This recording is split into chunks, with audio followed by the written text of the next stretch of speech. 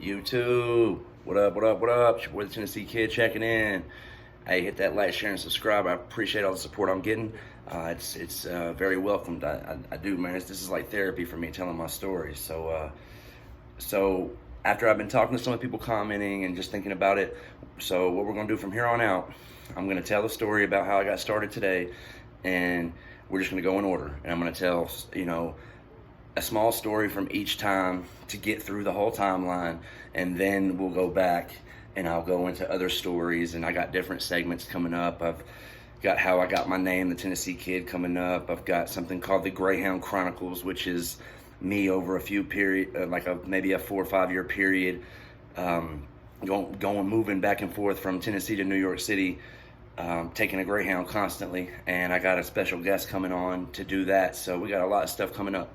So I just wanted to let everybody know, but we're gonna get into this story. So here we go. So how I got started. Well, okay, we'll just start from the beginning. Let's see. Of course, like everybody else, I started with drinking and smoking weed when I was about 13. Actually, the first time I ever got a sack of weed was with one of my friends, and he took me to this place, and they had real weed, and they showed it to us. But once they saw how young and dumb we were, they literally pulled the switcheroo, went to the back room, got oregano, put it in the bag, and sold it to us.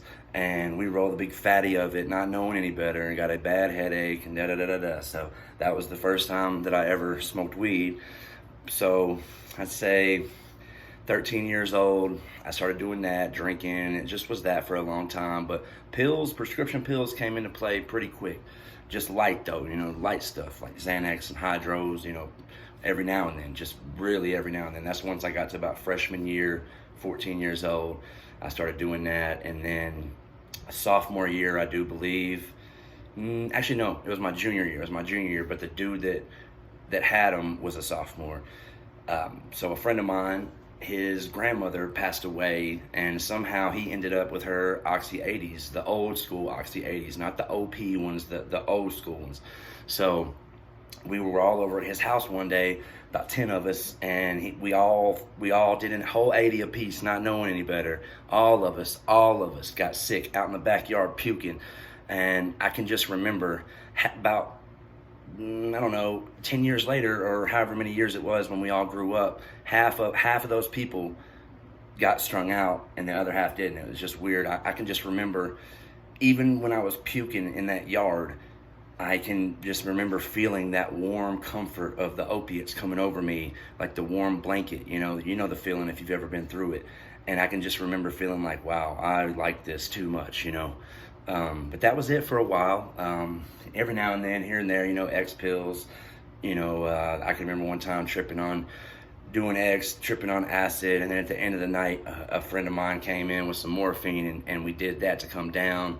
I don't really remember much of that night, but it was a wild one. So anyways, I started with just prescription pills here and there. And that really was how it was for the longest time. I mean, all through high school, I was fine. Just a regular teenager experimenting, I do remember doing a lot of Adderall at one point. And then I did do a lot of Oxy there for about a 6-month period, because I had a friend of mine that was in class with me, and he had really bad migraines, and he also, I think, went to like a dirty doctor. He had to, because the kid had a prescription of Oxy 80s that was made for a dying cancer patient just for migraines, and he was prescribed Adderall.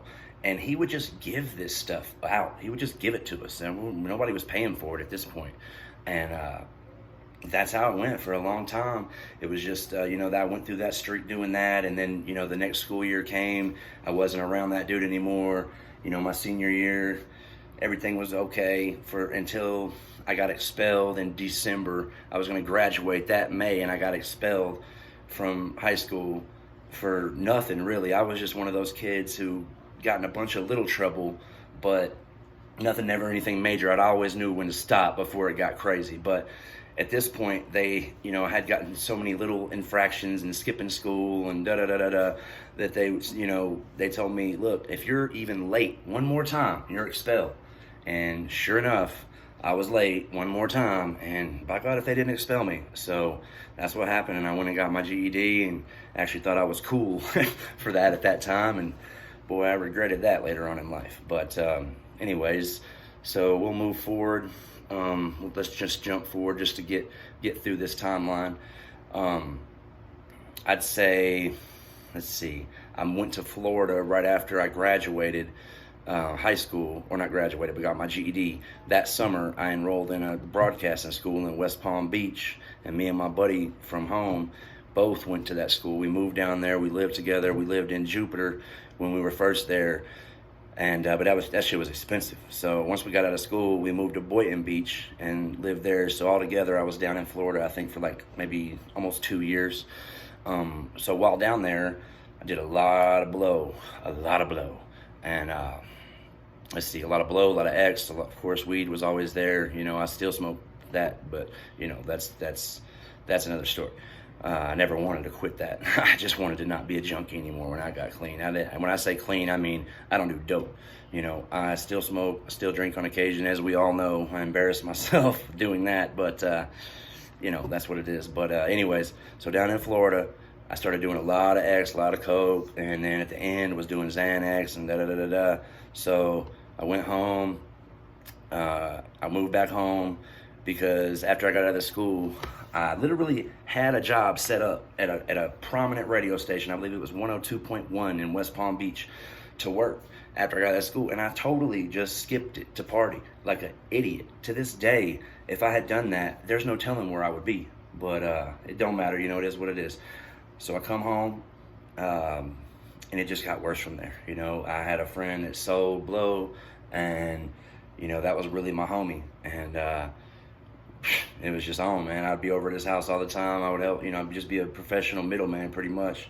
Folks would call me, I'd hook them up, you know, they'd have to break me off for doing it, and we just went on like that for a long time. A lot of crazy shit went on, man. He had a real good connect, you know what I mean? Like, them down south, like, across the border cats, you feel me? Like, it was no joke.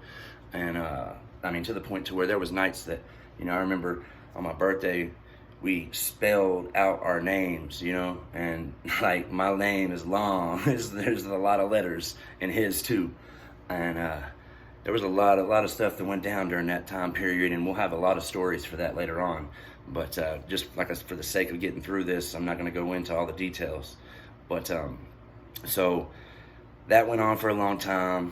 I came home one night all yayed up and just feeling like shit about myself. I don't really know exactly why I did this, but I went into this is when I moved back home from Florida. At first I was still living at my mom's and my stepmom's, or my stepdad's, and I came home one night and like woke my mom up, told her I was on drugs, and she had a rich family friend that paid for me to go to a rehab in Alabama. Shout out to Bradford. And of course I wasn't ready, nowhere near ready at this point to get, and I didn't even think I had a problem with nothing really. I just was paranoid off that yay that night. And I happened to have some hydros in my system, and so when I got to the rehab, you know, they gave me all the detox drugs, the Sebutex and shit. They called me Baby Neck in that rehab because I was like this all the time for like a week when they were giving me all that medicine. And so anyways, I get out of that rehab, come back, and I can't remember, well, yeah, I can't remember how it exactly started, but I was just taking Percocets here and there, you know, the big yellow school buses, you know, I was taking those here and there, and this was with my boy, you know, one of my best friend to this day, and he's clean now, you know, we're all doing well now, but this was back then, and it was rough back then, and this is when we were just getting into it. So it just went slowly like that. I was getting these perks from this chick that would steal them from her job at a nursing home. She would like say she was giving it to the people and give them something else and just keep the shit. And so that went on for a long time, and it went from Percocets to, you know, all of a sudden she couldn't get Percocets anymore, but she could get morphine. And so it started with the morphine 60s. Yeah, I'll never forget that now that I'm thinking about it. Those little red ones, or pink, whatever they were, orange, weird color. And they were dirt cheap too. That's the crazy part. Them perks was like $5-10 a piece not 10, but you know, $5, $6 a piece for 10s back then. And uh, the morphine was like $10 for a damn 60 milligram. So I was on that morphine, and pretty much that's where it began. And you know, just a preview to the future stories. You know, it went from doing the morphine to one day I had a party at my apartment after I moved out of my out of my stepdad's house. I had my own place, and I had a party with all my old friends and shit. And one of my people come with an oxy, and I hadn't had it since that time with the dude's grandma that died. You know, so that happened. And if you know anything about opiates, morphine's like the Walmart of opiates, and oxy's like the Target. You know what I mean? Like, so when I felt that, I was like, oh wow, I'm about to switch, you know. And so for the longest time, man, I was doing like maybe oxy 20 a day, and that was plenty, man. I was puking off that, you know. And it moved to a 40, and real quick from a 40, once I got to 40, it went quick. It went up to 80, and then I'm doing, you know, at my worst, at my deepest in it before I got to heroin. I was probably doing 580s a day on a good day if I had the money. You know, I could get by with one, and you know, I wouldn't feel great, but I wouldn't be dog sick either. And you know, this was it went on snorting it for a long time, but one night I was kind of homeless at this point and couch surfing. I was living with another dealer. I had a lot of dealer friends for some reason. I wonder why. So this dude sold 80s, and one night I didn't have any money, right? So I'm living with this cat, and he's giving me just the bare minimum to survive because he's feeling bad for me, but I ain't got no bread, you know what I mean? And he's already let me live with him. So let's see. So one night our other homeboy comes over there, and he's buying some shit, and he's shooting it up. And so the dude I'm staying with wants to try it, and he's like, yo, Tennessee, I'll give you an 80 if you will try this with me, because I don't want to do it by myself. So I did. And from then on, I literally, for the next week, I called that guy that came over that shot us up, and would meet him wherever he was at and pay him $5 to shoot me up because I couldn't do it myself. And finally, after about a week of that, he got in my car one day and was like, look, bruh, you're going to have to find out how to do this yourself, because you can't keep coming to where I'm at and me coming and hitting you in your shit, you know?